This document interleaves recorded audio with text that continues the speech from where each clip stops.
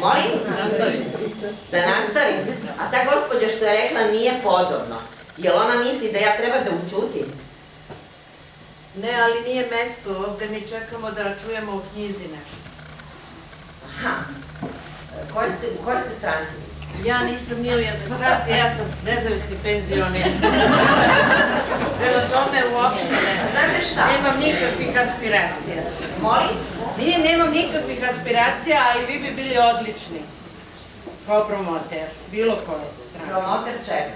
Pa neke vaše stranke, mogli bi slobodno da je osnovite. Možemo da osnivamo. Zabranjeno, ništa. Možemo da osnivamo.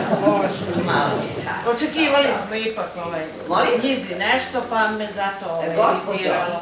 Ovo je o knjizi. Ako je to ovo je da sam ja promašila mesto. Da, ne znam da ste promašili mesto ili ste promašili nešto drugo. Nisam nešto drugo. Ali ovo je o knjizi. Moja knjiga je o tim strašnim sukobima u ovome društvu. Razumete? To moja knjiga piše. O tom šikaniranju i maltretiranju koje sam ja... Ja ne želim da prepričam knjigu, ni na jednoj svojoj večeri ja ne prepričavam knjigu. Ali zato sve drugo kaže. Molim? Ali zato sve drugo kažete, što mislite, što osjećate i što možda većinu ljudi ne zanima. Ja lično bi najviše volila da ste nam zapevali, pa pitali ste nas, zato sam odgovorila. Pa i neću, ali sam mislila da odgovorim, pošto ste nas pitali. Pitali ste nas. Držite nam politički govor, izvinite.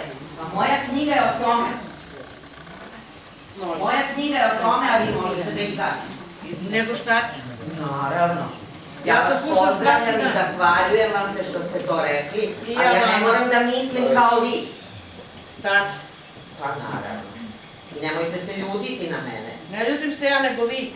Ja vam pričam o mojoj knjizi, ja se na vas ne ljutim. Ja samo žalim što je tako.